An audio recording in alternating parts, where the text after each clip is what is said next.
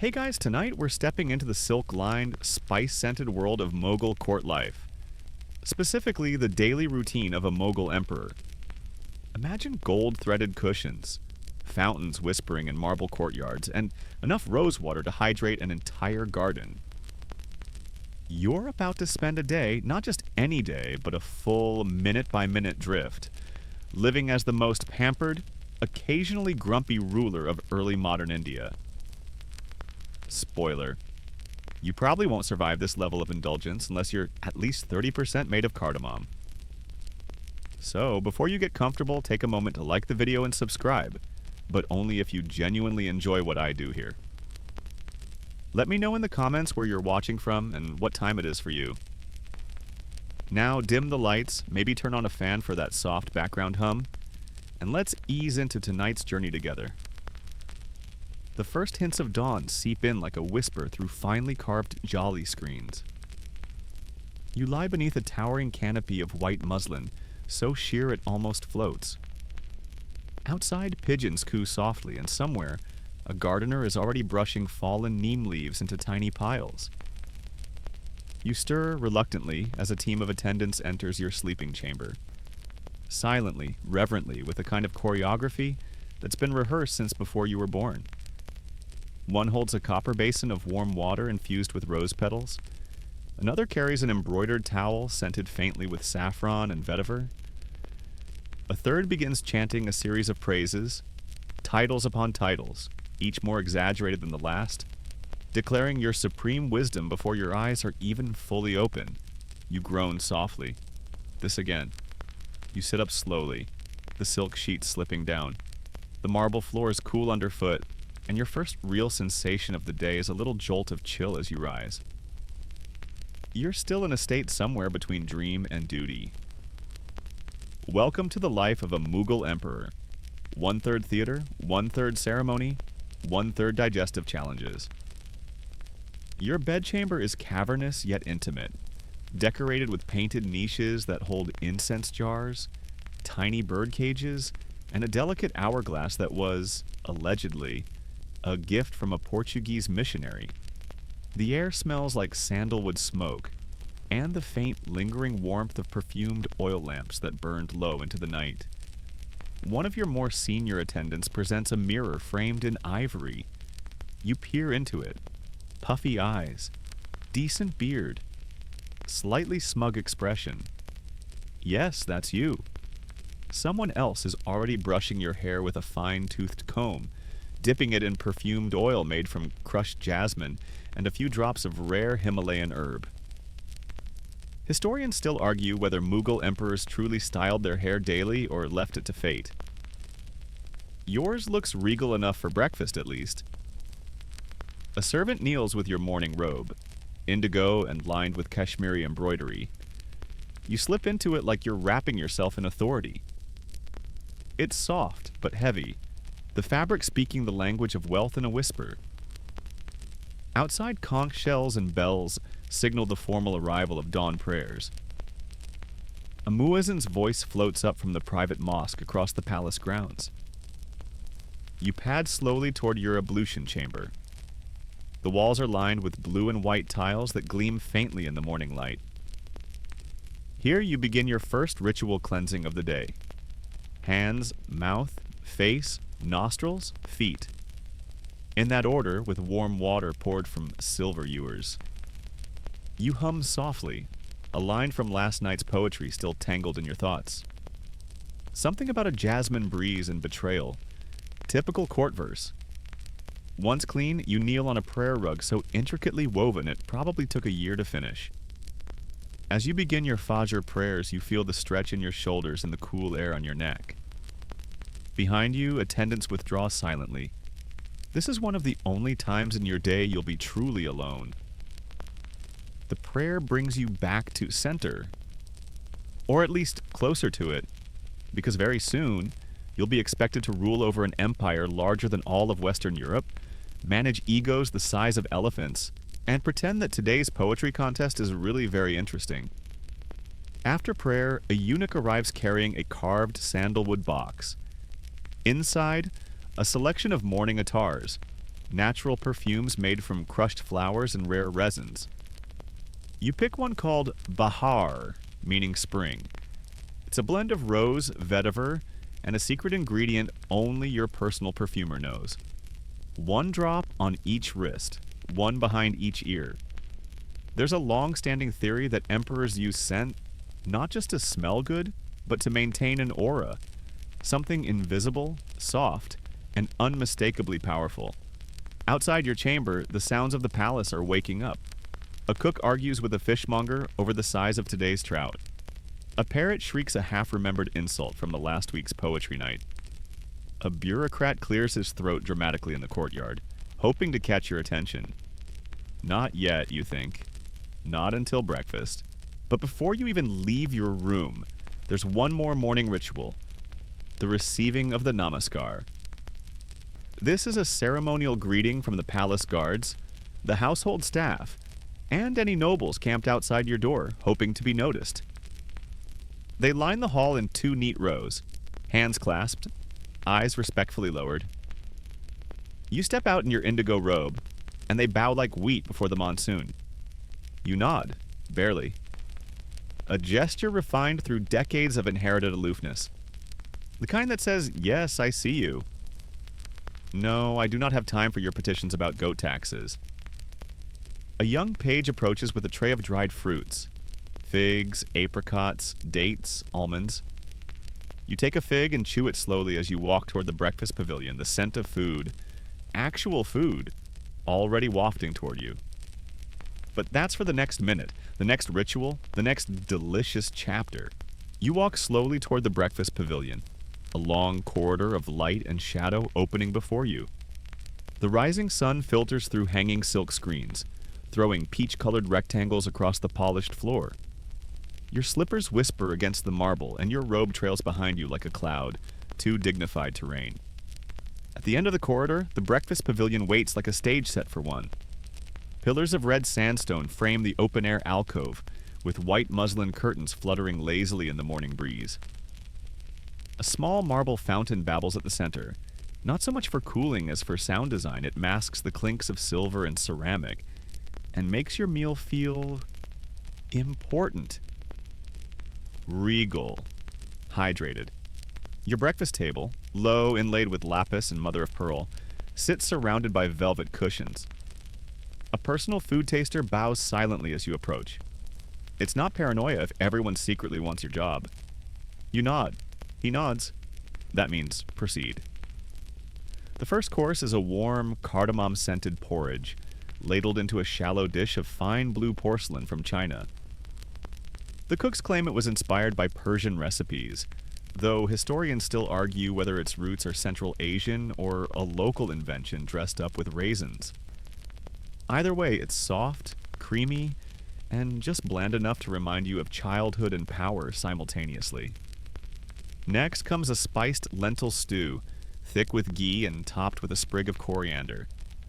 You dip a folded wheat flatbread, still steaming from the tandoor, and take a bite. It's too early for spicy food, but you're a Mughal. Your stomach was born knowing how to digest nutmeg before sunrise. You eat slowly, watching 2 peacocks flirt under a nearby neem tree. One opens its tail like a theatrical reveal, then struts in a wide circle, clearly showing off. You smirk slightly. You've seen court dancers do the same move with less grace and fewer feathers. One of your favorite musicians appears at the edge of the pavilion, his eyes politely downcast. Without a word, he lifts a tanpura and begins to hum a slow raga for the morning. The notes rise and fall like soft breaths. The scent of warm milk and rosewater drifts through the air. Your shoulders relax. You chew another fig. Time for a moment forgets itself. A scribe sits nearby, jotting down any spontaneous thoughts you choose to speak aloud. You glance at him and say, "Remind me later. New taxes on ginger." He nods quickly. Whether you meant it or not doesn't matter. It's written now. It's real. After the meal, you rinse your fingers in a silver basin filled with scented water, then dry them on a towel embroidered with tiny birds. The birds were stitched by prisoners in Bengal, you're told. or maybe orphans, or possibly monks. The story changes depending on the mood of the storyteller. The towel is soft, either way. You rise. A eunuch places a silver toothpick in your hand. It's shaped like a miniature sword. Functional, yes, but also symbolic. Even your dental hygiene is a metaphor for empire. Next up is the morning darshan, a ceremony in which you, divinely appointed ruler, shadow of God on earth, wearer of gold-hemmed robes, allow the public to look at you for a few gracious minutes. Not speak to you, not touch you, just witness. It's part devotional, part political theater, and part crowd control. The Hall of Public Audience, or Diwan-i-Am, is already packed. Courtiers, petitioners, farmers from the countryside clutching scrolls, spies pretending to be merchants.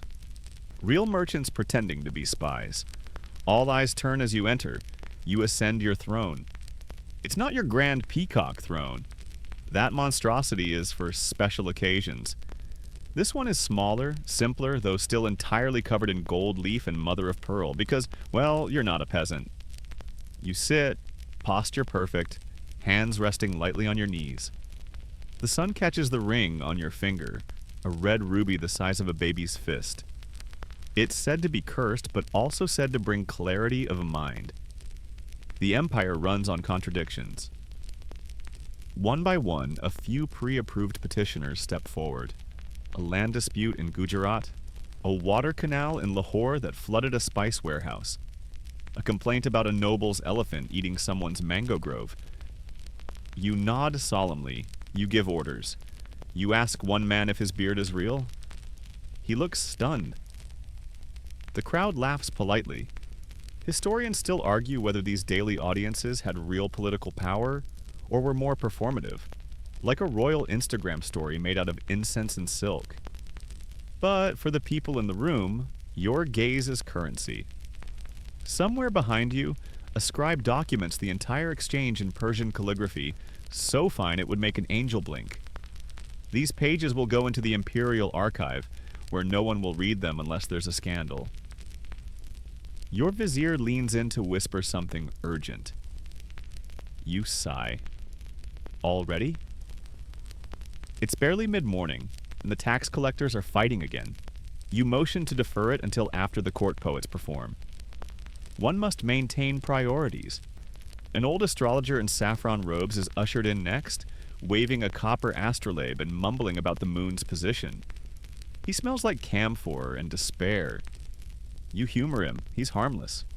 And besides, you need to know if today is a good day to issue a royal decree about minting new coins. After the darshan ends, you rise. The crowd parts. The eunuchs flank you again.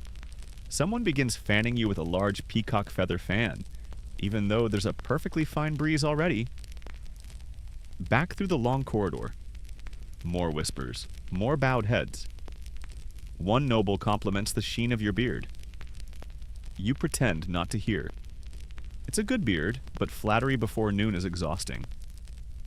You return to your private chambers where fresh garments await. A saffron robe today, trimmed with silver thread. You change slowly, each piece handled by a separate attendant. One ties your sash, another fixes your turban with a tiny emerald pin. The third sprinkles your shoulders with crushed clove and sandalwood powder. You smell like a holy relic with ambition. It's not yet lunch. You've already heard 7 petitions, eaten 12 almonds, commissioned 1 new law, and smiled exactly twice. And now it's time for poetry. You enter the perfumed hush of the poetry hall like a deity descending from breakfast. Sunlight drips through jolly screens and geometric patterns across the stone floor, casting lace-like shadows that flicker as a peacock struts past the outer courtyard. Your feet tread softly on woven carpets brought in from Samarkand, every step muffled, every breath held slightly too long in reverence. A servant offers you a goblet of saffron-infused water with floating rose petals. You sip, mostly for the aesthetic. It tastes like flowers trying too hard, but hydration, like empire, must be maintained. This room, part salon, part sanctuary, is where you let language stretch its limbs. Before you, seated on brocade cushions, is a semicircle of poets, scribes, and curious courtiers pretending to understand meter. At the center sits today's featured poet, a skinny man in indigo robes whose beard is equal parts soot and existential dread. You invited him after his verses about the transience of mango season caught your attention last month, he begins. The room listens. It's not just poetry, it's performance. Each syllable unfurls like silk, laden with metaphors that link the decay of jasmine petals to the fall of dynasties. You nod appreciatively at the phrase, the moon's breath gliding through pomegranate trees. You make a mental note to steal that for tomorrow's decree on water usage. Behind you, a page takes down every word in crisp Persian script. Not for preservation necessarily, mostly so the poet can't claim he said something cleverer later. Imperial accuracy is petty but thorough. The poet reaches the final couplet, a verse about how even emperors lose their names to wind and time. The audience freezes. Was that shade? You tilt your head slowly, then clap once, loud and deliberate. The room exhales. It was a compliment. Maybe. You dismiss the poet with a jewel-encrusted nod. He bows too low, knocks over his inkpot, and is whisked away before the floor can stain. Someone throws rose petals. They flutter in slow arcs like sleepy butterflies. No one's sure who started that tradition, but now it's mandatory. Next is a young girl from the kitchens, barely 12, reciting a folk poem she claims her grandmother taught her while making rice cakes. Her voice is high and trembling, but you listen intently. She speaks of stars as gossiping aunties and jackals as village politicians. You laugh, genuinely, not the polite emperor kind. She beams. That laugh is now the highlight of her life, and, possibly, the new family legend. Historians still debate whether these poetry sessions had deeper political significance or were just imperial hobbies that got out of hand. Some argue they acted as subtle propaganda, praising your wisdom, veiled critiques of your rivals, coded messages to the court. Others think you just like the sound of your name rhymed with celestial flame. Either way, by midday, you've approved 3 royal poems for inclusion in tomorrow's court bulletin, and offered a plum orchard to one poet whose ode to turmeric made you hungry. Speaking of which, your stomach grumbles faintly beneath your embroidered sash. Right on cue, a eunuch clears his throat softly and announces that the lunch preparations are complete. You rise from your cushions, joints clicking softly, and stroll toward the garden terrace where lunch is served. The scent hits you before the dishes appear. Cumin, saffron, slow-cooked meats, sweet rice, tamarind chutney, and fried bread so delicate they deflate when you glance at them sternly. The lunch pavilion is shaded by a painted awning depicting celestial maps and oddly muscular cherubs. Your grandfather's taste, not yours. You sit cross-legged on a cushion, the same deep jade hue as your ring, and eye the meal ahead. You count 14 small dishes. Moderate by Mughal standards. First comes a spiced lamb stew with cloves and apricots, ladled over saffron rice that glistens like it was polished 1 grain at a time. A servant offers a side of mango pickles aged in clay pots buried for 5 months. You nod approvingly. Good pickles require the same patience as empire building and slightly more salt. A thick yogurt drink arrives, chilled with snow from the mountains.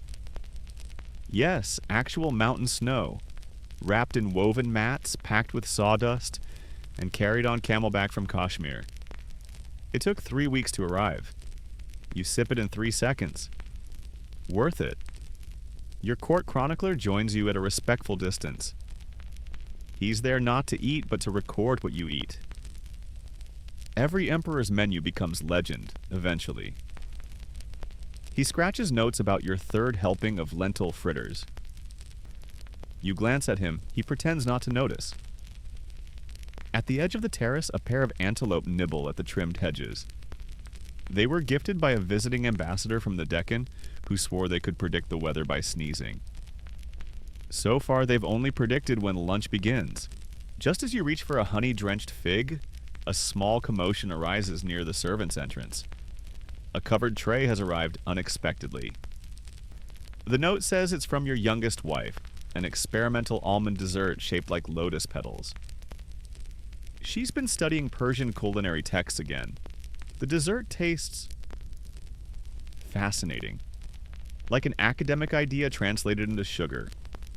You pretend to enjoy it and nod meaningfully. Later, she'll ask what you thought of it, and you'll say something vague like, "The texture was ambitious." Historians still argue whether you ever truly enjoyed meals, or if they were just another form of performance. After all, every bite, every choice of spice, even how you broke your bread was watched, noted, and retold. As lunch ends, you dip your fingers into a basin of rose water and pat your mouth with a napkin embroidered with gold thread verses. Somewhere in the palace, the musicians begin tuning their instruments for the afternoon concert. But first, nap time. Yes, even emperors have nap time. It's not weakness, it's strategy. You call it strategic repose, and frankly, if you ruled a vast multi-ethnic empire held together by diplomacy, elephants, and finely aged pickles, you'd need naps too. You retreat into the nap chamber. Thick drapes, low light, the scent of vetiver on the pillows. A servant fans you slowly. Another reads aloud a passage from a Persian romance, voice barely above a whisper. You close your eyes. The room melts around you. Time sighs and pauses. And somewhere, a jasmine blossom falls onto a cushion and isn't noticed until dinner. You wake to the sound of a sitar being tuned, each note a soft ripple across the nap chamber's quiet hush. Your eyes open slowly, adjusting to the diffused golden light pouring through tinted glass panels. Reds and ambers that make everything look slightly honeyed and slightly holy.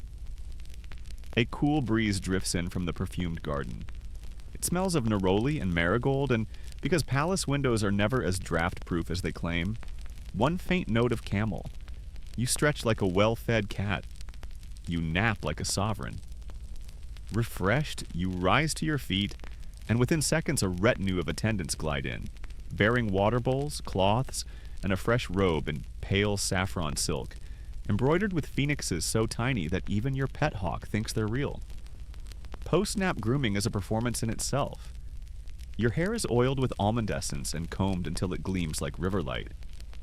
Your beard is trimmed with alarming precision. A faint kohl line is drawn around your eyes. Not vanity, you insist. Just tradition. Also, it makes you look devastatingly alert for the 3 p.m. council session. And now you emerge into the Diwani-Khaz, the hall of private audience.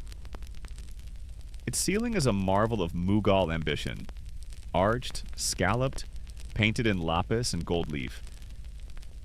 You take your seat upon a modestly enormous cushion on a silver inlaid platform. Beside you, a jade hookah, unlit for now. Before you, ministers, generals, scribes, translators, and one courtier who brought an enormous map he insists you'll love. Spoiler, you won't. The council session begins. You review military postings, examine grain store records, and pretend to care deeply about canal maintenance. You do care, actually. A little. It's just hard to maintain emotional investment in barley logistics when your internal monologue is still reciting the fig poem from earlier. A general steps forward with troubling news from the northwest border. Apparently, one of your governors has decided he's no longer interested in being governed. You raise an eyebrow. Everyone else in the room raises theirs too, in sympathy. You dictate a message equal parts poetic disappointment and veiled threat. It includes a metaphor about a mango tree ignoring its roots. You're particularly proud of that one. Next, taxation petitions.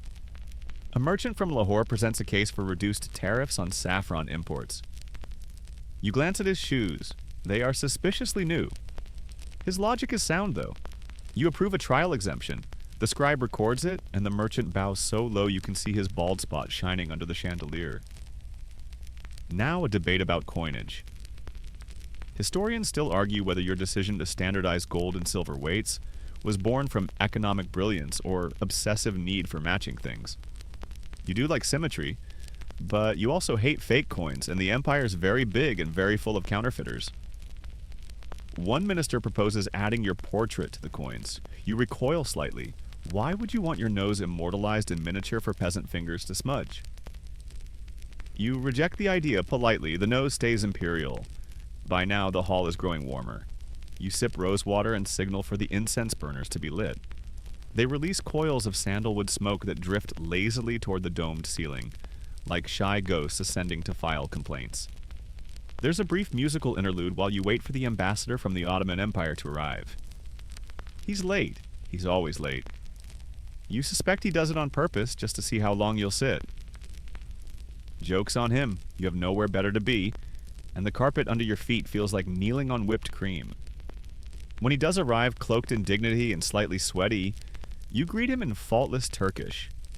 He replies with flowery compliments about your wisdom, your complexion, and the palace's pomegranate trees. You listen with a regal smile. He hands over a gift, a golden astrolabe inlaid with lapis and rubies. You pretend you don't already own 6. In return, you offer a peacock. Not just any peacock, one that dances on command and wears anklets.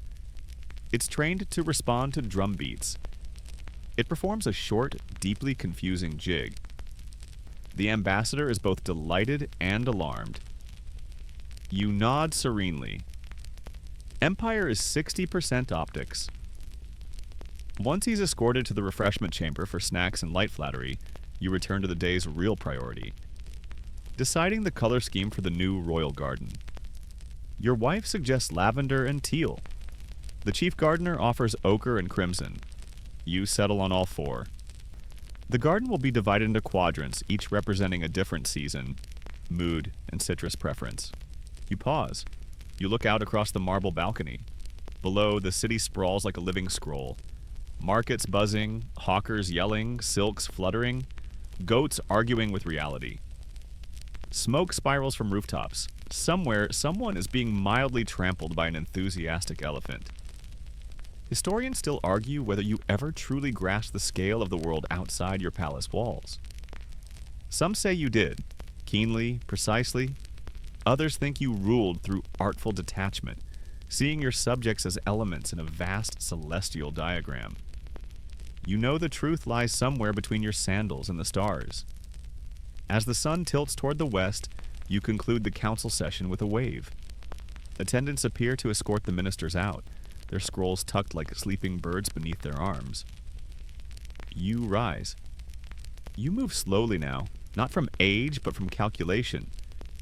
Every step is the answer to a question no one asked. What does power look like when it walks? You return to the private veranda for your late afternoon solitude. This is your least imperial hour. No court, no courtiers, just you.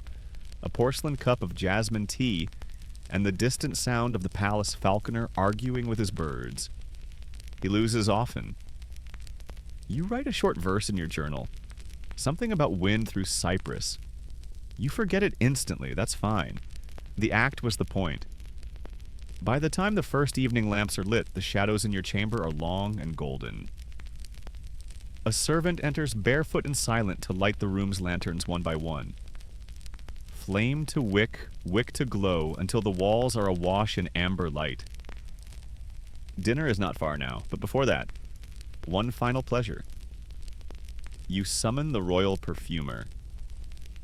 He enters with reverence in a brass tray bearing tiny glass bottles, each sealed with wax, each containing liquid as rare as prophecy. He places one drop behind each ear. Rose attar aged 12 years in a sandalwood box, mixed with a hint of spikenard and, rumor says, sapphire dust. You smell like wealth composed a love poem and then wept into a bottle. And with that, you're ready to dine. Dinner arrives not with fanfare, but with a quiet rustle of silk, and the soft clink of utensils laid with monastic precision.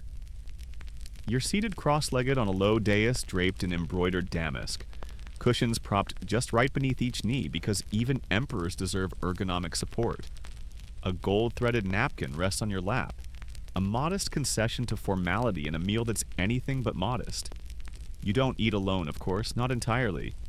Several trusted courtiers join you for the evening repast: poets, philosophers, and one astronomer who insists the moon has moods. You humor him. You've had staff with worse hobbies. Platters arrive in a choreographed sequence: tender lamb marinated in yogurt and saffron, skewers of spiced pigeon, bowls of fragrant biryani peppered with dried rose petals and pistachio slivers. A pyramid of naan towers at the center like a sacred bread obelisk. The table glows with tiny brass lamps, their flames reflected in dishes of pickled mango and tamarind chutney. You reach first for the lentils, dark and velvety, slow-cooked for hours with garlic and ghee. They slide across your tongue like silk. You follow with roasted quail, delicately basted in cinnamon and clove. Each bite is a masterclass in conquest. Flavors drawn from every province, every tributary state, all simmering into one imperial supper. Historians still argue whether Mughal dinners were truly this elaborate every night, or just when diplomats were watching. But your cook takes no shortcuts. Even your rice has a reputation. It's been soaked, drained, steamed, and blessed by a grandmother somewhere in the hills who swears the key to perfect grains is a whispered lullaby. You sip from a goblet of rose sherbet, cool and lightly carbonated with a touch of camphor. Beside it, slices of pomegranate and guava, arranged in alternating rows because symmetry soothes you more than it should. Across from you, the poet begins reciting lines about a lover whose voice turns to wind. He gets misty-eyed halfway through. You reach for a pickle. As you chew, your mind drifts. This meal isn't just food, it's geography, it's diplomacy, it's legacy. Every ingredient traveled, every spice was bargained or bartered or, if we're being honest, conquered into your kitchen. You taste your empire with every mouthful. And despite all the fanfare, you're still a bit hungry. You signal for the sweets. And then they arrive. A parade of sugar and ghee, each one threatening to throw your blood pressure into celestial orbit. There are golden jalebis dripping syrup, cardamom-scented kheer chilled in terracotta bowls, almond halwa molded into the shape of miniature lotus blooms. You try the barfi first. It melts like snow kissed by a wish. You follow with pistachio ladus, which crumble against your tongue before you've even chewed. There's a brief but intense flirtation with a candied rose petal. Even your astronomer is impressed. Speaking of which, he unrolls a chart mid-dinner and begins pointing to constellations that supposedly align with your birth hour. You glance at the night sky above the veranda, wondering if it's true that Venus is favorable tonight. You nod, solemn. "We'll schedule a new garden," you murmur, as though the stars have told you to plant figs. The conversation drifts now like incense through a high dome. One courtier shares a rumor that a rival ruler in the south has imported Portuguese cheese and is eating it with pears. Everyone gasps, then debates for a solid 10 minutes whether fruit and dairy should ever mix. You declare it a foreign curiosity and forbid discussion until dessert digestion is complete. You recline slightly, letting your dinner settle like a sultanic stone in your belly. A servant massages your feet with scented oil, frankincense and musk, a blend supposedly favored by ancient kings and overambitious apothecaries. The sensation is somewhere between a lullaby and a negotiation with your toes. You think about writing a poem, but then you remember the fig verse from earlier and decide against it. One final treat. A pain leaf wrapped tight with crushed areca nut, cardamom, and a suspiciously sparkling sugar crystal. You chew it slowly, feeling the cool sting hit your gums, the floral heat creeping through your sinuses like a summer breeze with secrets. Outside, the sky bruises into twilight. You rise from dinner with the grace of a man whose knees just made 3 new sounds. A fresh robe is waiting. This one dyed indigo and lined with silver thread so fine it might actually be moonlight woven by a very skilled spider. You pause at a window overlooking the palace courtyard. Below, torchbearers begin their twilight rounds. Oil lamps flicker to life in niches and corridors, casting golden halos onto white marble. The fountains still trickle. The peacocks are, thankfully, asleep. You hear the quiet sweep of brooms against sandstone, preparing the night for footsteps in case you decide to wander. You don't, not yet. Instead, you walk slowly to your evening chamber, a separate, smaller room with walls painted in deep earth tones, roofed in carved teak. The floor is strewn with carpets from Herat and Samarkand, faded and beloved. A niche in the wall holds your private library, scrolls, miniatures, a jade compass gifted by a weary traveler. And tucked behind it all, a locked, lacquered box containing your grandfather's final letter still unread. You're saving it for a day when the Empire feels too quiet. Tonight isn't that day. You settle onto a divan and call for your reader. She arrives barefoot, carrying a manuscript wrapped in brocade. She reads aloud, softly, rhythmically, her voice the sound of candlelight touching paper. It's a story about a blind caravan leader who memorized every dune by smell. You listen, eyes half-lidded, as the plot winds through deserts, markets, betrayal, and redemption, all before page 12. Historians still argue whether Mughal emperors preferred Persian epics or local folklore in these nightly sessions. You enjoy both, but tonight's tale has a camel with a gambling problem, and that's frankly too good to skip. Eventually, the story ends, and your eyelids flutter shut. Not from exhaustion, but from fullness. Your body is wrapped in warmth and silk and sugar and words. There's a certain stillness in your bones now, like a scroll freshly rolled. And somewhere in your stomach, the biryani is quietly building its empire. Sleep may come later, but first, there's a ritual to observe. One that drips with symbolism and, let's be honest, a good bit of self-indulgence. You've eaten like a demigod, listened like a poet, and now? Now it's time to bathe like a waterfall's favorite customer. Your attendants have already begun the preparations. The private hammam lies just beyond your chamber. An enclosed sanctuary of domed ceilings, whispering fountains, and steam so thick it feels like you've walked into a cloud with plumbing.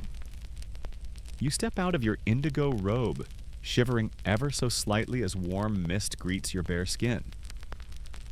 The marble underfoot is heated from beneath, an ingenious system of flues and brick channels that makes you wonder, not for the first time, if your bathhouse is smarter than a half your council. A young servant pours water from a hammered copper jug, its spout shaped like a lion's head. The water steams as it hits your shoulders, trailing down your spine in rivulets that carry the day's dust and half your ambitions with them. You exhale slowly.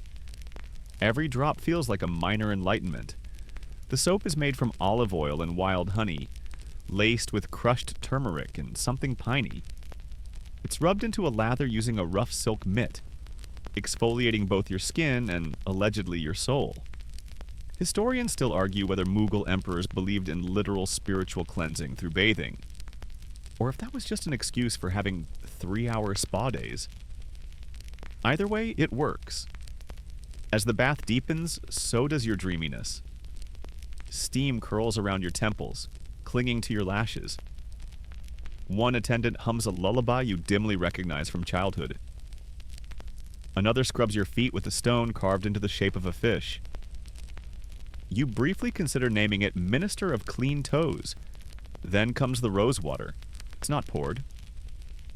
Oh no, it's misted, wafted through the air using palm fans, and sprinkled from above like divine approval.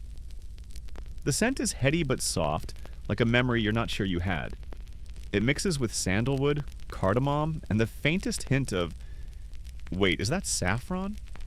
You're not sure if you're being cleansed or marinated. Your hair is washed with lotus paste, combed with a tortoiseshell tool passed down from your great aunt. She once claimed it tamed demons and knots alike. You believe it, mostly because your scalp now feels like it belongs to a contented deity, a gentle scrub under the arms, a light scrape of the tongue with a curved silver tool. The Mughals didn't do hygiene halfway. The final rinse comes from a ceramic amphora of cold jasmine tea, poured in one long, cooling stream that starts at your crown and trickles down like mountain runoff. You shiver again, half from chill, half from the sudden absence of warmth. The bath is done. You're toweled dry with cloths the width of rivers and softer than the poet's metaphors. The attendants wrap you in a fresh robe, this one dyed saffron and lined with a whisper of ermine, the kind of fur that says, I conquered a region and all I got was this luxurious trim. You return to your chamber, skin pink with circulation and dreams. On a small tray, chilled coconut water, a silver bowl of fennel seeds, and a folded note from your sister asking if you finally agreed to her marriage proposal for that scholar. You pretend not to see it. Instead, you sit and let your hair dry naturally, a rare moment of stillness. A servant oils your joints with almond salve. Another trims your nails with a tiny crescent-shaped blade that once belonged to a Persian healer who said, a sharp tool should never meet a dull man. You laugh to yourself. Across the room, your nightwear is being aired. And it's not just pajamas, it's a statement. Wide trousers of teal silk, a tunic of indigo muslin, and a shawl stitched with a constellation map only visible under moonlight. That last bit may be folklore, or just your astronomer's latest prank. Dressed, scented, and utterly sponge-like from relaxation, you feel the weight of sleep tug at your bones. But not yet.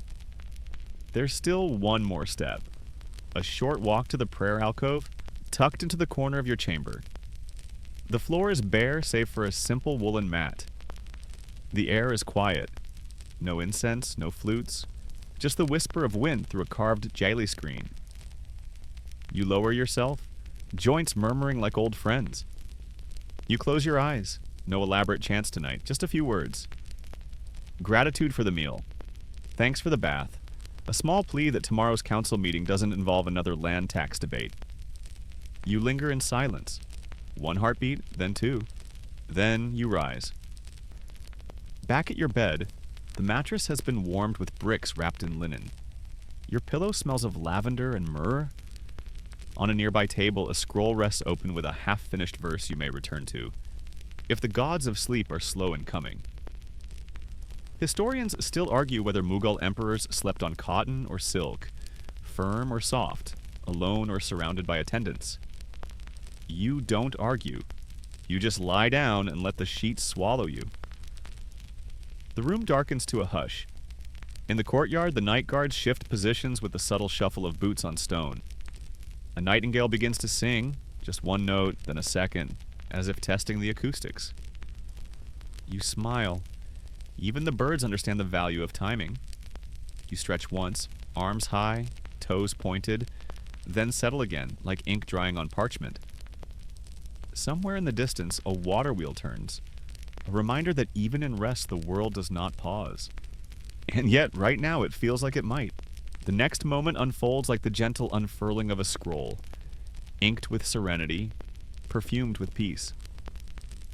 You're not asleep, not fully awake either, just drifting in that perfect middle zone when everything feels both ancient and intimate. But even emperors don't get to laze forever. A soft knock on the chamber door signals the arrival of the midnight physician. Yes, that's right. There's a man whose sole job is to make sure you haven't died in your sleep from rich food or existential dread. You open one eye. He bows low, holding a brass tray with a porcelain cup of warm milk, steeped in cardamom and poppy seeds. The milk is supposed to lull you into deeper sleep and prevent bad dreams, though historians still argue whether this was superstition or Mughal medical science disguised as dessert. You sip slowly, letting the warmth slide down your throat like a lullaby made liquid. The physician watches your pulse as you drink. 2 fingers press lightly against your wrist as if your dreams might whisper secrets to him through your heartbeat. Satisfied, he nods and slips away like a well-trained ghost. You lie back. And now, yes, now you sleep. But your household does not. While you drift into that opium-dusted cloud of unconsciousness, the palace continues its nighttime hum. Servants rearrange linens. Eunuchs patrol the corridors. The chief astrologer pores over lunar charts to determine whether your next military campaign should begin on a Wednesday or a Thursday. Apparently Mars has opinions. You are, in every sense, the eye of a silken storm. At the very center, still and safe. But around you, hundreds of people work in quiet harmony to ensure you wake rested, fed, dressed, and blissfully unaware of how many fires almost started while you dreamed of mangoes and elephants. Just before dawn, you stir. It's not yet time to rise, but your internal clock, attuned to decades of routine, lets you hover in that tender space between slumber and sunlight. You can hear birds beginning to murmur in the neem trees outside. The charcoal in the brazier has burned low, and a servant silently stokes it from the hallway with a long iron rod, so the crackle doesn't wake you fully. The early watch poet arrives. Yes, of course there's a poet. Doesn't everyone have one to recite verses at the edge of consciousness? He sits just outside your room on a low stool cushioned with goat wool and recites couplets from Rumi and Khusrau, his voice barely above a whisper. You hear the words but don't understand them, not yet. They're meant to drip into your dreams, not your thoughts.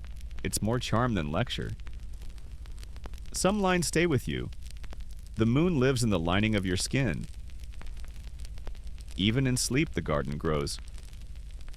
He will keep speaking until your breathing shifts again, signaling true sleep, or until the official wake-up bell tolls. Meanwhile, the kitchen begins to stir. In the pre-dawn chill, fires are lit in the deep stone ovens. A line of cooks, some whispering, others yawning, begin preparing your favorite early snack. Hot milk cakes spiced with nutmeg and cloves. Not breakfast, just a dawn morsel, because of course even hunger in the Mughal court wears fancy shoes. Somewhere in the stables, a groom sharpens the ornamental harnesses for your morning elephants. You probably won't ride them, but it's best they shine. Like every other ridiculous, wonderful part of your waking world. You turn slightly in bed. A servant senses this through what must be sheer magic, and quietly begins untying the curtains from around your sleeping area. The bed canopy parts just a little, letting in a whisper of fresh air that smells like jasmine, charcoal, and anticipation. But you don't get up yet. Instead, you listen. To the clink of steel trays in the hallway, to the splash of water in stone basins, to the soft mutterings of people who have already begun your day for you. 1,000 footsteps tread quietly on embroidered rugs, all so that your own 2 feet never touch cold stone. You stretch one arm out, hand grazing the cool edge of a golden blanket embroidered with tiny elephants no bigger than ants. It was a gift from your mother, or your uncle, or a visiting prince. You've forgotten, but it's soft and familiar, and smells faintly of cedar. Still lying in bed, you let your eyes flicker open fully for the first time. Moonlight still filters through the latticed windows, but it's beginning to fade. The stars outside your carved balcony retreat one by one, like courtiers leaving a silent audience. You wonder if the constellations looked the same the night your grandfather marched across Persia, or when your father took his first elephant ride. No one ever talks about their dreams in court, but if you could, you might describe this exact moment as one. Drifting in a palace made of steam, verse, and velvet. Suspended between worlds while a kingdom quietly sharpens your morning. The room is gently illuminated by oil lamps, their flames flickering inside colored glass.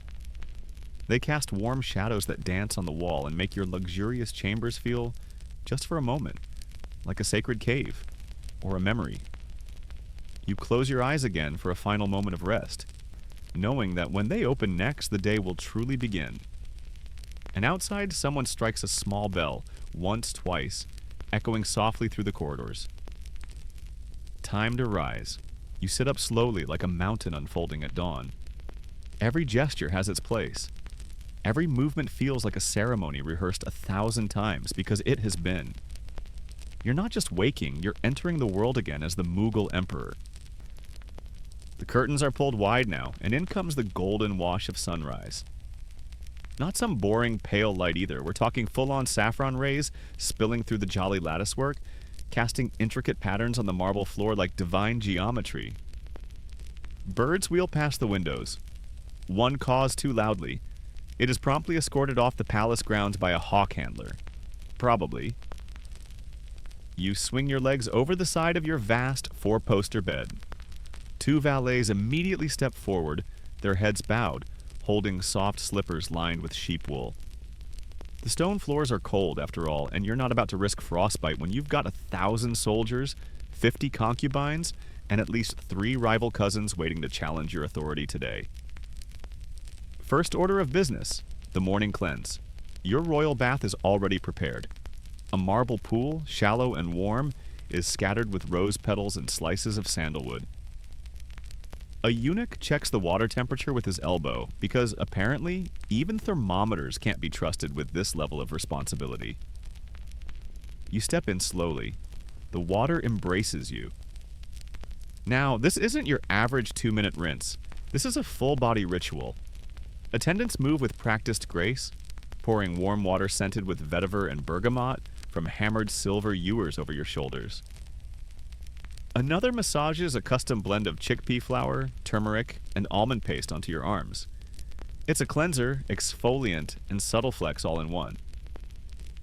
Historians still argue whether this ritual was purely hygienic or if it doubled as spiritual preparation for rulership. But you're just enjoying not having to wash your own hair, which, by the way, is lathered in a thick soap made of lotus root oil and saffron, then combed out with a bone-handled brush older than your youngest son. You linger in the water, half listening to the soothing splash and the hum of attendants reciting soft Persian couplets. One of them always sings the same line: "He who is clean in body rules with a clean mind." You've never asked him to stop. You like the rhythm of it. Now that you're warm, perfumed, and gleaming like a waxed melon, you step out onto a carpet of soft cotton towels. Another valet wraps you in an indigo robe trimmed with teal and russet brocade. You notice a small tear near the hem. Someone's definitely getting a polite but firm talking to about that later. You're led to the grooming couch. Yes, a couch dedicated entirely to the management of your royal face. A court barber, technically a low-ranking noble because of how often he touches your literal royal neck, begins the daily shave. He uses a blade so sharp it could bisect a whisper. He draws it across your jaw with the reverence of someone sketching poetry on rice paper. Behind him, an assistant holds a bronze mirror. You don't need it. You already know you look devastatingly dignified, but you glance anyway. Not bad. You'd marry you. The shave is followed by a quick application of sandalwood balm, and finally the ceremonial mustache combing. Yes, the mustache has its own brush, made of boar bristle, carved by a blind artisan in Kashmir. Obviously, you're now officially clean, scented, groomed, and wrapped in fabric worth more than most mansions. But wait, don't go ruling anything just yet, because it's time for breakfast. Servants roll in a low lacquered table adorned with small brass dishes, each covered with a thin muslin cloth. The first meal of the day is a subtle dance of nutrition, luxury, and politics. You reach for a slice of mango, perfectly ripe, its scent a sunbeam in fruit form. It's from your private orchard outside Lahore, and yes, of course it's better than other mangoes. You're the emperor. There's also flatbread hot off the tandoor, folded into triangles and stacked like golden origami. Small bowls of clotted cream sit beside thick date syrup and crushed pistachios. You dip the bread, eat slowly, and let your mind begin its own daily inventory. One mouthful of tamarind chutney in, and you're already planning how to deal with that governor who keeps accidentally collecting double taxes. He's either corrupt or bad at math, and neither is a good look.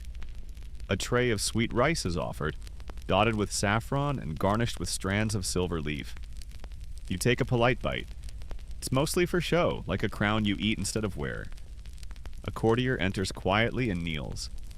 It's the first business interaction of the day, and you acknowledge him with the barest tilt of your head. Enough to say speak, but not enough to imply friendship. That's emperor etiquette. He delivers a scroll sealed in green wax. You unroll it slowly, letting the delicate rustle of parchment fill the chamber. It's a report from the astrologers again. Apparently, Venus is entering the house of conflict. Great. That'll make court decisions today extra spicy. You wave him away. Another cup of warm milk, this one with crushed almonds and a pinch of cinnamon, is set before you. It's comforting. It's power. It's breakfast fit for someone who doesn't have to do his own taxes. Outside your chambers, the court musicians begin playing the morning raga. Soft sitar and flute, weaving sound through sunbeams and rising steam. It's less about the melody, more about the mood. And today, the mood is ready. You rise. The ceremonial turban is brought forward on a golden pillow, folded and starched into perfect regal geometry. Your hands lift it carefully. The weight of it settles across your brow like a halo dipped in responsibility. You adjust it once, twice. Perfect.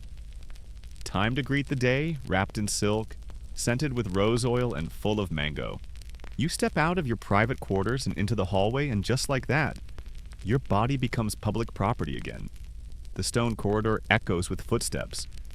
Your footsteps, your guards' footsteps, the careful scurrying of servants who know better than to get in your way, but can't resist sneaking glances. Being the emperor is kind of like being the sun. Nobody stares directly, but everyone still orbits. Your morning court awaits. The Diwan-i-Am, the hall of public audience, is already bustling by the time you enter. The soundscape here is different. Murmurs clipped short, sandals brushing sandstone, scribes snapping open scrolls, an elephant braying in the courtyard for no good reason. He's decorative but moody. As you take your place on the raised marble dais, a hush descends like a silk curtain. The cushions are arranged just so. The canopy above your head shimmers with real gold thread. You sit down in one practiced move, legs folded, spine straight. Power looks effortless when you've practiced it since age 5. This is not the throne room. That comes later. This is the warm-up court, the place where grievances are aired, land disputes are settled, and petitions are offered by trembling hands. Here, even the humblest peasant has the theoretical right to speak directly to the emperor. In practice, of course, there's a long vetting process and a few guards who absolutely love saying no. Your vizier stands beside you, fanning out a short stack of petitions. His job is to read them aloud, and your job is to pretend like you didn't already hear all the summaries during breakfast. A farmer from Gujarat says his irrigation canal was diverted by a nobleman's hunting party. You raise an eyebrow. Hunting tigers is one thing, stealing water is another. You issue a stern reprimand, laced with metaphor. Something about jackals and lion skins. The nobles know who you mean. Message delivered. Next up, a widow from Malton seeks protection from a corrupt tax collector. She kneels before the dais, her sari the muted gray of mourning. You listen, you ask questions. Historians still argue whether your concern is performative or genuine, but for now you make a show of scribbling her name into your personal ledger. You promise justice? The crowd nods approvingly. Sometimes you get weird ones, like the merchant today who swears a palace guard stole his prize goat and disguised it as a dog. You glance at your bodyguard's very serious face. No reaction. Either he's innocent or he's very committed to the bit. You order an inquiry. Privately, you hope the goat's wearing a little collar somewhere. You sip a cup of iced rose water from time to time. It's hot today. A breeze filters in through the arches, stirring the tall banners that hang from the colonnade. Each banner displays a royal symbol. Peacocks, lotuses, suns, swords. They sway like lazy dancers. There's a whole team of artisans whose only job is banner maintenance. You once met them. They take themselves very seriously. You respect that. As noon approaches, the crowd in the audience hall begins to thin. The petitions grow more abstract. One holy man requests funds to build a library that only contains scrolls written during full moons. You almost approve it out of sheer admiration for the commitment. Someone else offers you a hand-woven prayer rug from Bukhara, dyed with crushed pomegranate skins and stitched with microscopic verses from the Quran. You accept it with a solemn nod, then pass it to an attendant. You have an entire room filled with rugs. It's like carpet Tetris in there. By now, the musicians have switched to the midday raga, a slower, heavier mood, like a deep breath held underwater. The scent of vetiver hangs in the air, carried by ceiling fans, shaped like lotus leaves. They're powered by servants pulling cords in hidden galleries above you. Somewhere, a boy's entire job is to keep those blades spinning. That's history's version of air conditioning. You stand. The crowd bows, almost like a wave receding from shore. The vizier bows too. The hall empties quickly. You exit through a side colonnade, walking along polished marble tiles toward your private chambers. A servant follows, sprinkling rose water in your path. You're not sure if it's for you or for the marble. Either way, it smells amazing, but the day isn't even halfway done. Time now for private consultation.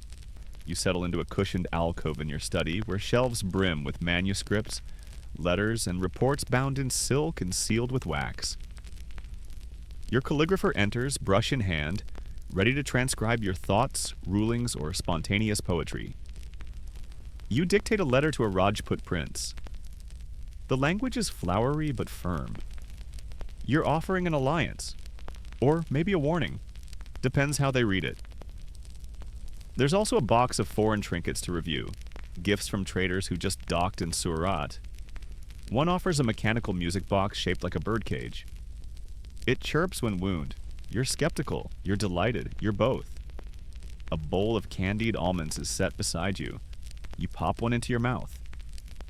Sweet, crunchy, a little smoky. You ask where they came from. The answer? A tiny shop in Kabul. You make a note to send the owner a brocade robe and a thank you poem. Probably something about almonds and loyalty. You pause. The sound of afternoon prayer call rises from the mosque's minaret just beyond the garden wall. It swells gently like a tide in the air. You don't rush. You rise slowly, nod to your scribe, and make your way to the ablution fountain. There is still so much left to rule. But first, wash hands, face, elbows. God might forgive all things. But not skipping proper wudu. After prayer, your mood changes. Something inside you softens or maybe sharpens. It's hard to tell. Either way, the business of empire can wait for just a breath. You walk slowly back through the sunlit corridors, past muraled walls alive with green parrots and blue lotuses, until you reach your next appointment, the afternoon court, the Diwani cause. This one's for insiders only. Here there's no crowd, no farmers with complaints, no lost goats in disguise. Just you, your top advisors, and a small circle of nobles who wield enough influence to cause serious problems, or solve them if properly motivated. You sit under a ceiling painted to resemble the heavens. Stars of gold leaf sparkle above while 4 giant cypress columns hold up the sky. The floor is smooth white marble, inlaid with semi-precious stones that spell out verses of poetry in Persian and Sanskrit. It's like walking across a love letter and a manifesto at the same time. Your throne in this chamber is smaller, lower, more symbolic than authoritarian. Here, you're not playing God. You're playing chess. One by one, the dignitaries enter and greet you with bows, murmured blessings, averted eyes. You know each of them too well. Who wants power, who fears disgrace, who's secretly in love with their own reflection. You let them talk. They always want to talk. Land grants, marriages, trade routes, the location of the best mango orchard in Bengal. That one gets your attention. A thick scroll is unrolled before you, covered in the looping ink of your tax scribes. Revenues are up this season, thanks to a bumper wheat crop and, curiously, an increase in indigo dye exports. You make a mental note to look into that. Historians still argue whether you truly understood the complexities of your empire's economy, or just pretended convincingly. Honestly, it's both.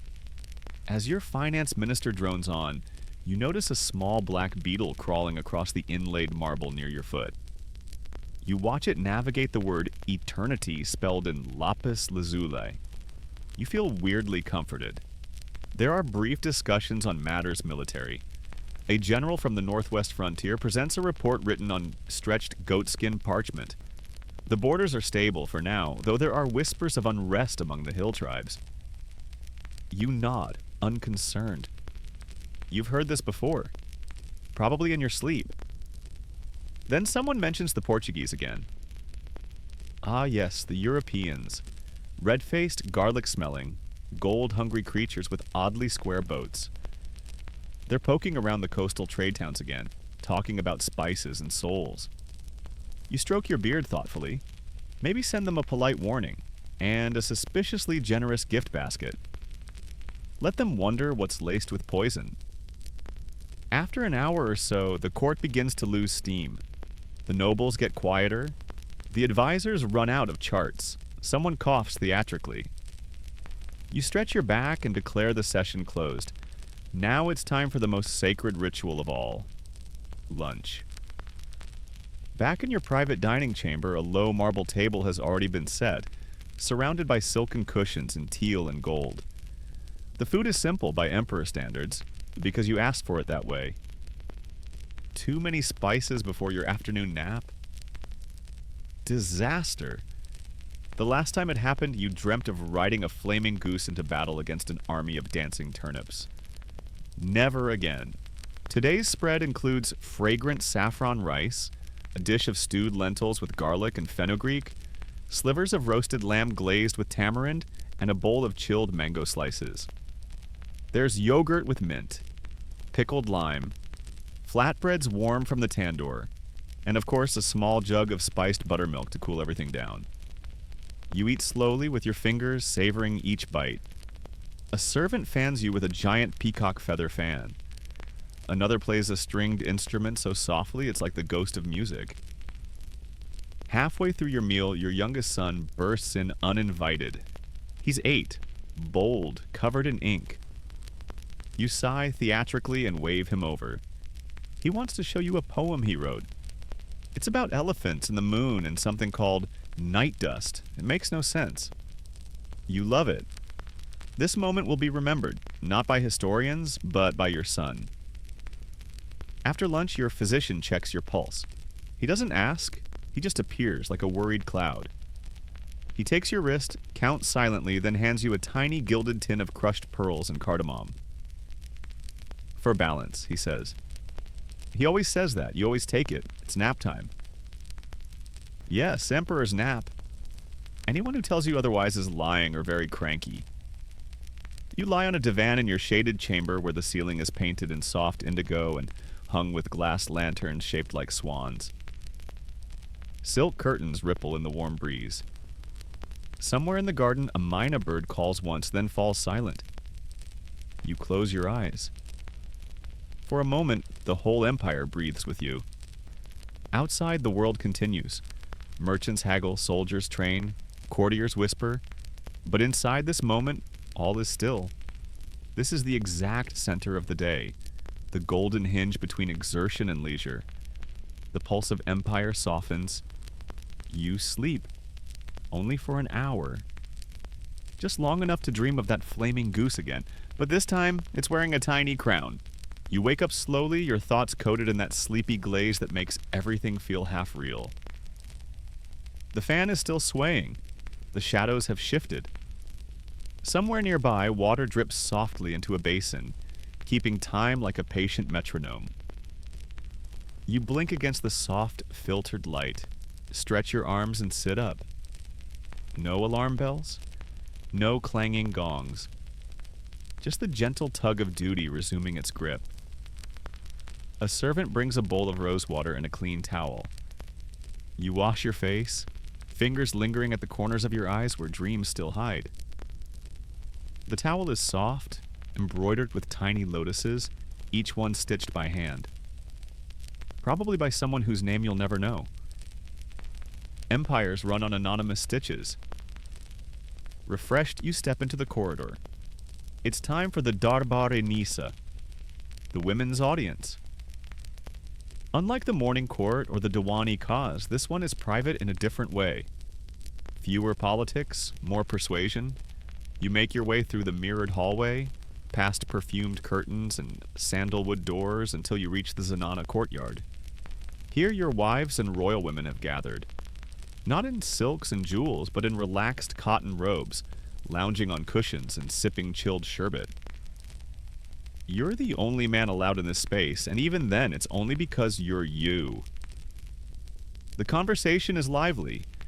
Your third wife is complaining about a parrot who's learned to insult guests in 3 languages. Your oldest daughter is sketching designs for a new garden terrace. Your mother, regal as ever, sits at the far end of the courtyard, spinning prayer beads like she's negotiating with the divine. They ask you questions, important ones too. Why is jasmine blooming late this year? Can we host the spring poetry contest indoors this time? Did you know the Queen of Malwa has a gold-backed mirror shaped like a fish? You listen. You nod. You offer opinions where required and eye rolls where helpful? This chamber is filled with more intelligence, wit, and political subtlety than any courtier could handle. That's the secret the historians don't always write down. Some argue over how much power royal women really had in Mughal politics. Others insist the Zenana was simply decorative. The truth, as usual, lies somewhere between peacock feathers and chessboards. One of your younger sisters reads aloud from a Persian love story. Everyone swoons at the same predictable line about moonlight on armor. You pretend to gag. They throw jasmine petals at you. Eventually, the sherbet is replaced with tea. A silver tray of cardamom biscuits appears. You eat 2, possibly 3. Who's counting? The sun slants low in the sky now. The palace begins to exhale, that lazy golden breath that means the afternoon is almost done. You rise and give your farewells. The women bow slightly, amused and mildly relieved to return to their own rhythm. You leave the courtyard and head toward the terrace. Evening is arriving in style. You reach the Yaroka, a latticed balcony that overlooks the palace gardens, and beyond them, the sprawling city below. This is where you'll hold the public Yaroka Darshan, or appearance. It's symbolic, sure, but it matters. Every evening, people gather in the courtyard below, hoping for a glimpse.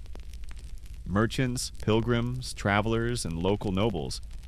It's a strange, temporary family of curious humans, craning their necks upward. You step out onto the balcony just as the sky turns to honey and flame. The call to prayer drifts on the breeze. The crowd hushes. You raise your hand in a calm, open gesture. They cheer. It's not wild or rowdy, just a swell of approval, soft and warm like a blessing. You don't speak. You don't need to. Your presence is enough.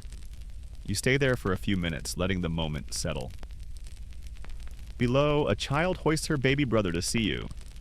A trader whispers a quick wish. Someone tosses rose petals.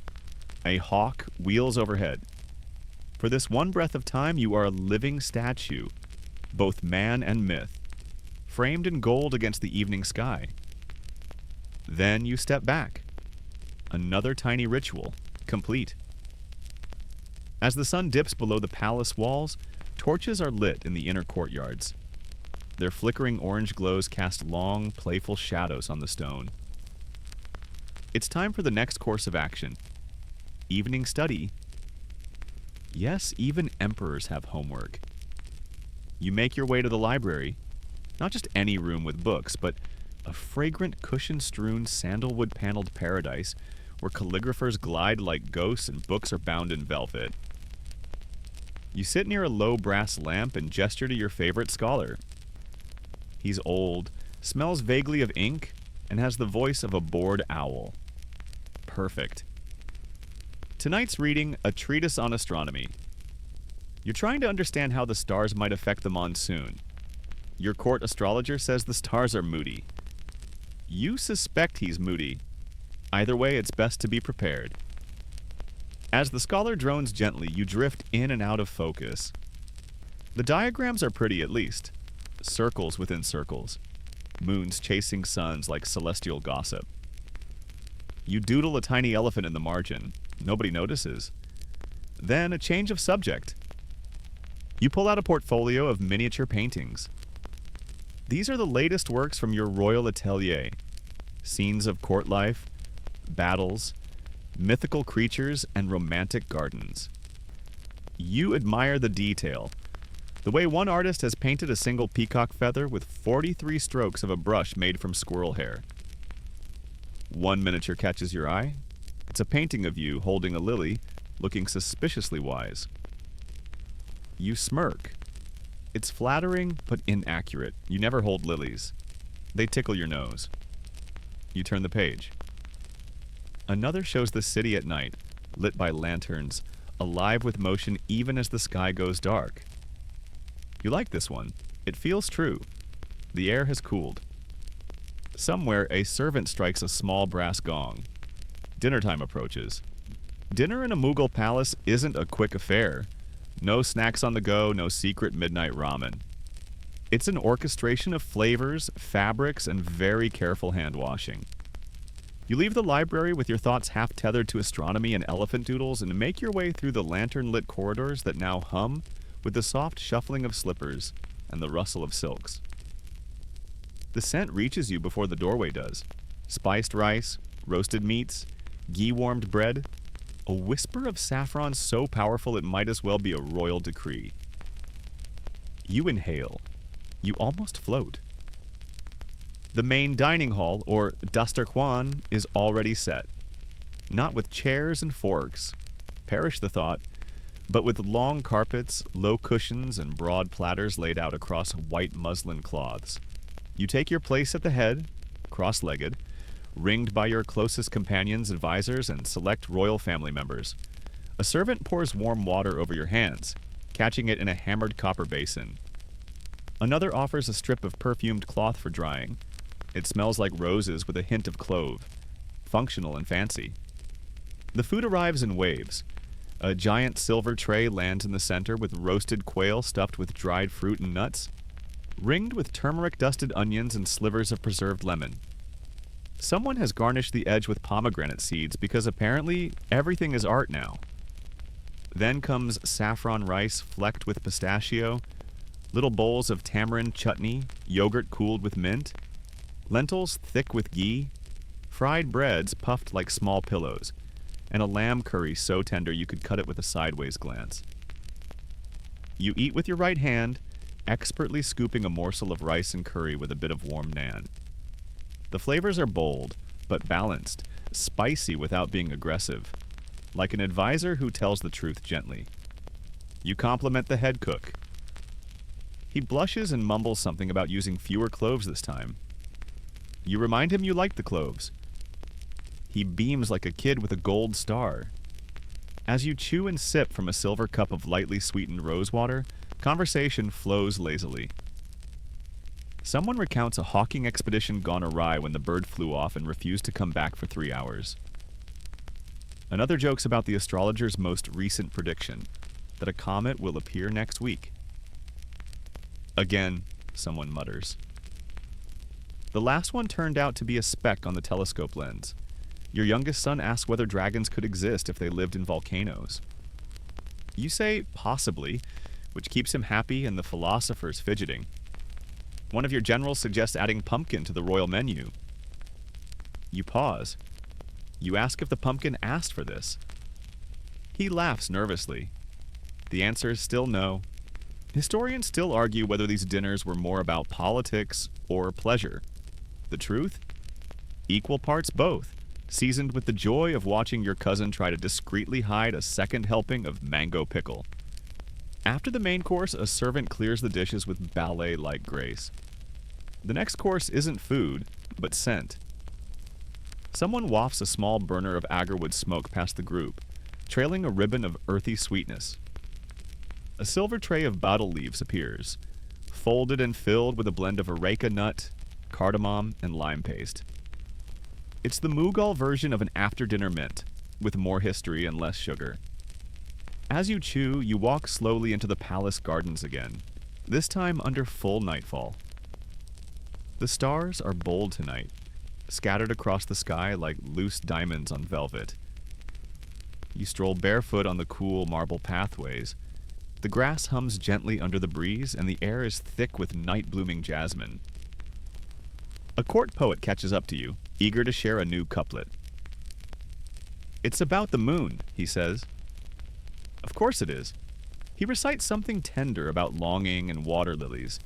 You nod thoughtfully and say it's subtly evocative. He practically levitates with joy. The power of vague compliments. Back inside, it's time for one final affair. The private audience. Unlike the daytime durbars, this one is truly intimate. Just you and a few trusted officials, perhaps a visiting ambassador or a traveler with news from the frontier. Tonight, it's a merchant from Samarkand.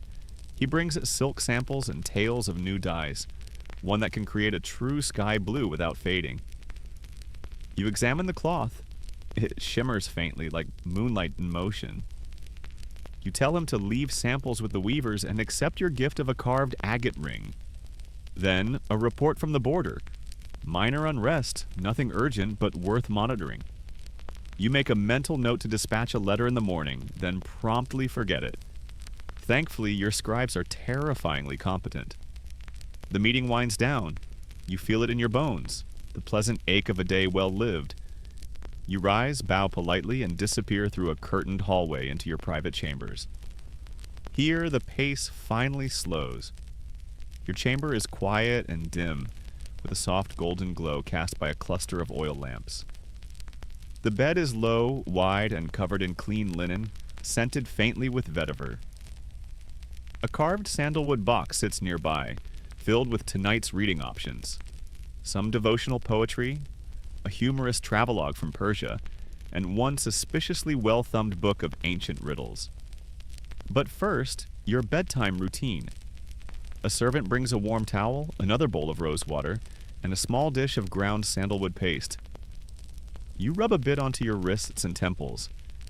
It cools immediately, pulling the heat of the day out of your skin. Next comes a vial of specially blended oil, spikenard, saffron, and myrrh. You massage a few drops into your temples while humming a song your grandmother used to sing. Nobody hears. That's the point. One final thing.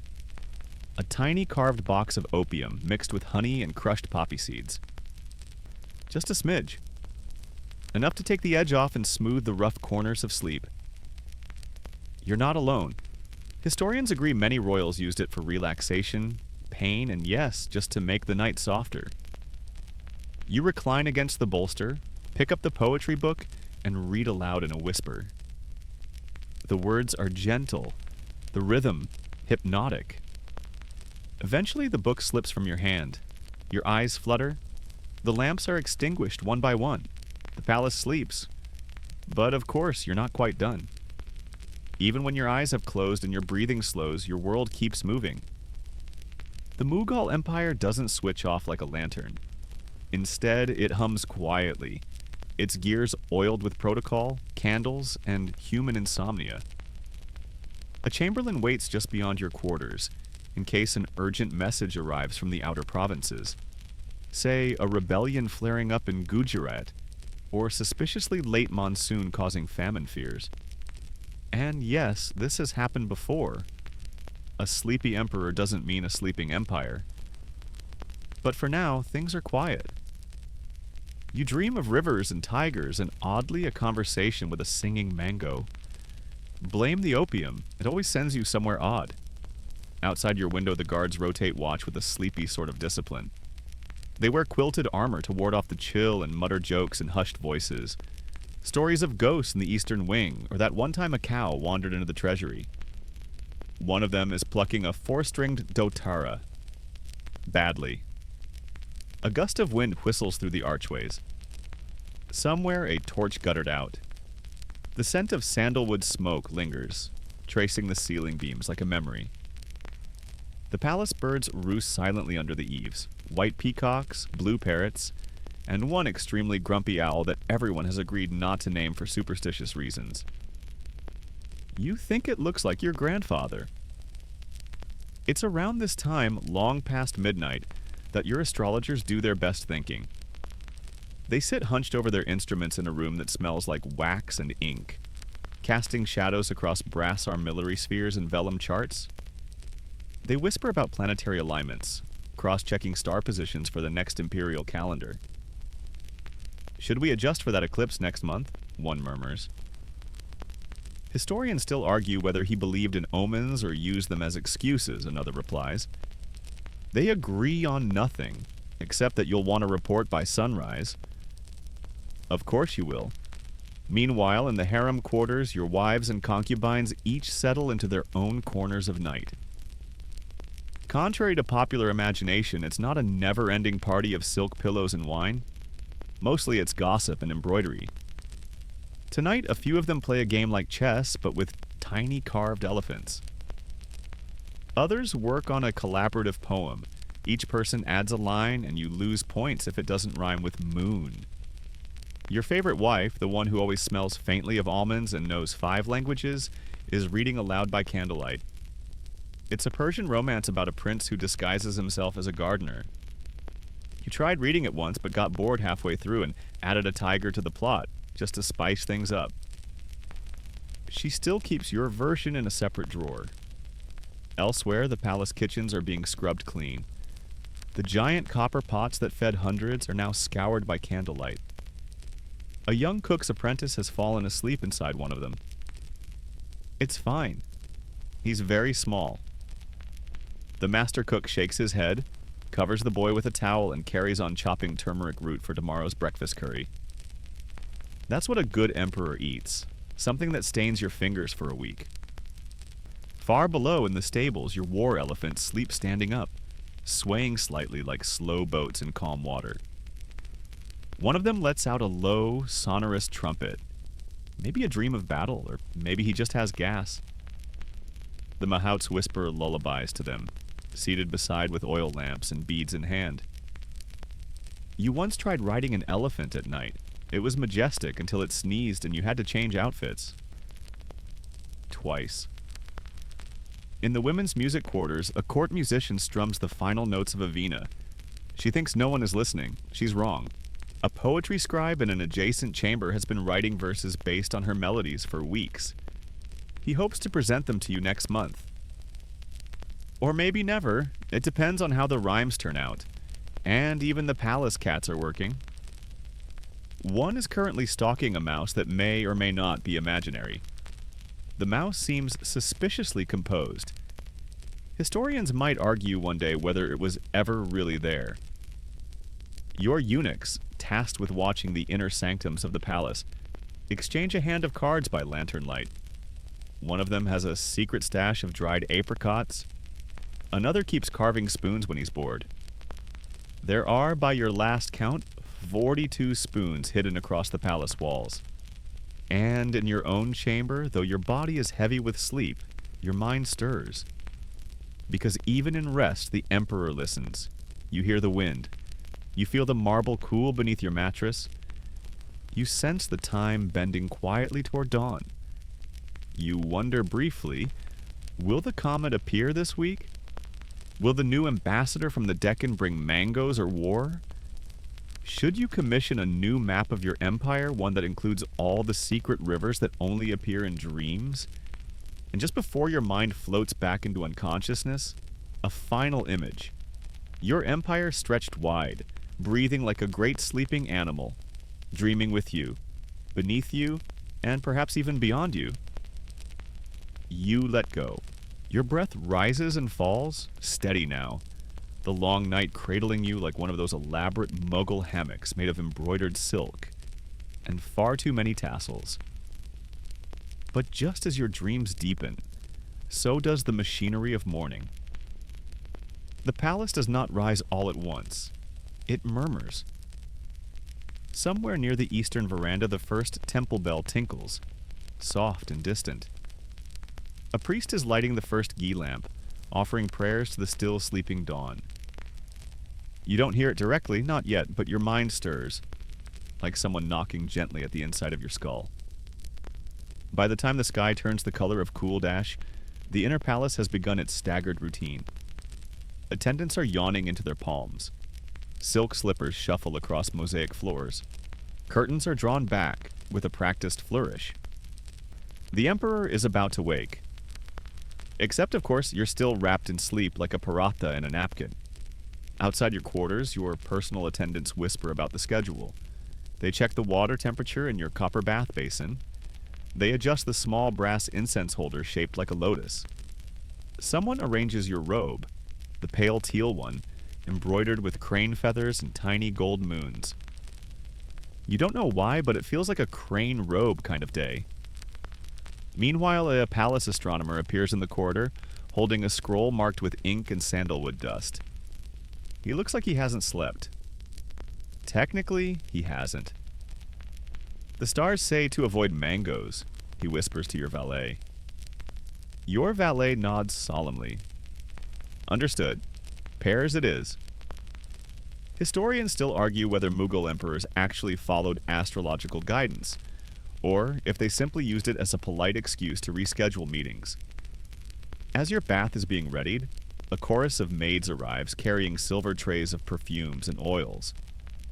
Some are distilled from roses, others from cardamom and clove. One especially odd-smelling vial comes from crushed beetles. It's a fan favorite. They murmur among themselves about the pigeons outside laying eggs again. That makes 3 nests this month. One of them jokes that even the birds want to live under your reign. Finally, the first call is given. Awaken the Padshah. It echoes through the walls like a warm ripple in stone. You blink awake. Barely. The ceiling above you, painted with constellations and soft blues, greets you like an old friend. A breeze from the courtyard carries in the scent of ripe oranges and wet stone. For a moment, you consider rolling over. After all, you are the emperor. Technically, you could declare today a horizontal audience day. But you don't. You sit up, slowly. Your spine sounds like a string of pebbles tumbling down a staircase. That's normal. You've been sleeping on that inlaid wooden headrest again, haven't you? Your attendants move like clockwork, offering towels warmed near the lamp. One of them hands you a slice of dried fig, as tradition dictates. Another whispers the day's royal motto into your ear, a different phrase every morning. Today's is, even a lake must ripple. You have no idea what it means, but you nod gravely. Your morning ablutions begin. The bathwater is infused with saffron, orange blossom, and a drop of camphor. You wince slightly as you step in. Because yes, even emperors have cold toes. But it's heavenly once you settle in. Someone scrubs your back with a cloth that smells like your childhood tutor's lap. That's oddly comforting and slightly worrying. You say nothing. As you soak, a servant reads aloud from the daily bulletins. Updates from distant forts, tax reports, a poem submitted by a local noble's daughter. It's aggressively about peacocks. And a complaint from a potter in Lahore about a missing chicken. Standard stuff. You hum vaguely in response. Your breakfast tray is prepared and carried to your divan. It includes pomegranate seeds arranged in the shape of a sun, cardamom pastries, a soft lentil pancake, and, despite the astrologer's warning, one perfectly sliced mango. You stare at it. You eat it. Historians still debate whether this act was political defiance, pure habit, or mango-based hubris. With breakfast finished, you're dried, dressed, perfumed, and very gently swatted with a peacock feather fan, just because it's there. The dressing process takes half an hour and 3 opinions. Your outer robe today is russet with a saffron sash, embroidered with patterns that look like waves but are actually stylized jackfruit. You make a mental note to tell the artist that you noticed. They'll be thrilled. Your sword is fastened to your hip, not because you'll use it, but because it completes the look. At last, the mirror is held up. You see yourself. Eyes still heavy from sleep. Hair wrapped in a turban that cost someone in Bukhara 6 weeks of labor. And that faint little crease between your brows that says, "Yes, I am awake." Barely. But do proceed. You rise. Behind you, the world is catching up. Courtiers begin to gather. Musicians softly tune their instruments in the outer chamber. Petitions arrive tied with colored strings. Green for military, blue for taxes, gold for other. There are always too many others. Today's first audience will begin soon. But for one quiet moment, you pause. You breathe in. You breathe out. The Empire awaits, but it will have to wait one breath longer. You step forward into the day, the weight of the Empire settling across your shoulders like one of those ceremonial elephant blankets. Beautiful, embroidered, and frankly excessive. The Diwan-e-Khaz, your private audience chamber, gleams in the pale light of early morning. Pillars of white marble veined with gray rise around you like ancient trees, their bases carved with curling vines and blossoms. The ceiling is a riot of painted gold suns and turquoise stars, though you're not quite alert enough to appreciate it. You blink a few times and try not to yawn in front of the court poet. Your first petitioner is a nobleman from Kashmir who's been rehearsing his bow for 2 weeks. He performs it flawlessly, only to forget his entire speech. You wait patiently. It comes back to him eventually, something about irrigation canals, taxation reforms, and his second cousin's misbehaving parrot. You nod, issue a decision, and wave him away. The court scribes jot everything down furiously. One writes in Persian, one in Hindavi, and one in that neat, tiny Urdu script that always gives you a headache. The next visitor is an old woman with calloused hands and a sun-wrinkled face. She presents a torn shawl and a story about a greedy landlord. She's nervous. You soften your voice, ask a few careful questions, and before she leaves, you make sure someone slips her enough coins to replace her roof. Historians still argue whether these moments were political theater or genuine empathy. You know what you felt, though. That's enough. Somewhere behind you, a court musician begins playing a soft tune on the sitar. The melody trickles through the chamber like sunlight through silk curtains. It's calming, but also, admittedly, kind of sleep-inducing. You subtly flex your toes in your sandals to stay awake. A servant offers you a small clay cup of sweet almond milk laced with saffron. It tastes like childhood naps and minor festival days. You sip slowly, pretending you're deep in thought about the next military campaign, when you're really just trying to remember where you left your ink-stained slipper last night. Another guest appears, a foreign envoy from the Deccan, bearing embroidered saddles and 3 parrots that recite poetry in Sanskrit. One says, "Oh moon, you shame the sky," over and over. You're impressed, also slightly unnerved. The bird stares too long. The envoy requests trade privileges and permission to build a fortified outpost. You nod, counteroffer, and schedule further talks after lunch. The parrots squawk in approval, or protest, it's hard to tell. Outside the chamber, the sun is climbing. The palace begins to shimmer faintly, heat curling off sandstone walls. Someone has draped wet cloths across the latticed windows to cool the incoming air. It smells like lime and marigold. At precisely midday, you rise and stretch, imperially, of course.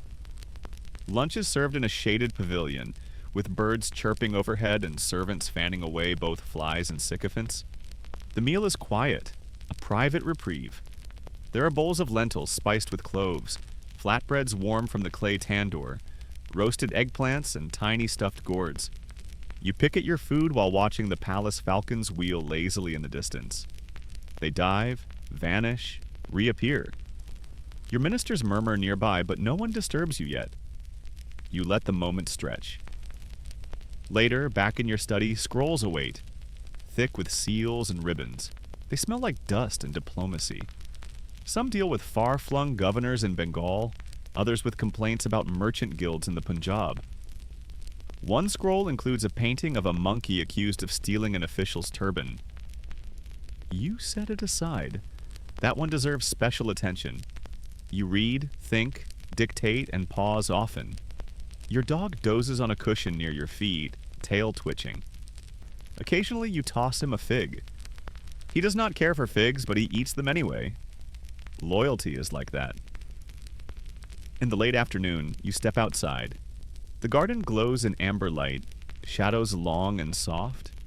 You walk slowly along the tiled paths, past fountains that trickle like whispers and jasmine, blooming thick along the walls. The scent is intoxicating. You breathe deep, grateful. One of your favorite courtiers joins you, bringing news of a comet seen in the northern sky. A few astrologers panic. Others say it's a blessing. Historians still debate whether Mughal emperors feared omens or manipulated them for political advantage. You squint at the horizon. The sky seems calm enough. Evening prayers begin. The palace hushes for a while. Lanterns are lit. The sound of soft sandals on stone fills the quiet like a lullaby. As twilight spreads, you return indoors. The walls seem to soften in the dim light. The mood changes. Dinner is ceremonial but gentle. You eat only a little, some spiced rice, a bit of lamb, a small orange. There's music again. A woman sings in a voice as thin and golden as a strand of silk. You close your eyes just for a second. Afterward, you retire to your private chamber. You change into night robes, pale indigo stitched with silver stars. You sit on the edge of your bed, reading one last scroll by lamplight. It's from your youngest son, written in awkward but proud Persian. He's caught a fish. You smile. You dictate a reply. Your scribes will embellish it for clarity. The lamp flickers. Your servants draw the curtains, sprinkle rosewater across the floor, and bow deeply before leaving. Finally, you lie back. The pillow is cool. The ceiling above is quiet. The empire can wait until morning. And as the stars emerge just outside the wide Hiroka, you drift into sleep once more. Word count: 1,084. Wind down: 300 words. The night deepens around you, folding gently over the palace like a velvet shroud stitched with stars. The sounds of the court fade until there's only a hush, the soft tick of distant fountains and the rustle of leaves in the royal garden. You lie still, wrapped in the calm after a long, elegant day. Everything is slowed now. Each breath, each thought, each remembered moment of silks, spices, and soft moonlight. The tapestries hang quietly, the lamps burn low. The empire hums onward, but without urgency. You feel the softness of the cushions beneath you, the scent of rose and sandalwood in the air, and the warm presence of calm all around. In the distance, a flute plays a single drifting note. It lingers, then vanishes like mist at dawn. Even the stars outside the window seem to move more slowly now, as if they too are ready to sleep. Let your limbs grow heavy. Let your thoughts loosen like petals on water. There's nothing else you need to do. No decisions, no court, no scrolls, no parrots reciting love poems. Only this moment, only this breath. Tomorrow the empire will rise again, but tonight it sleeps with you. You are still. You are safe. You are home.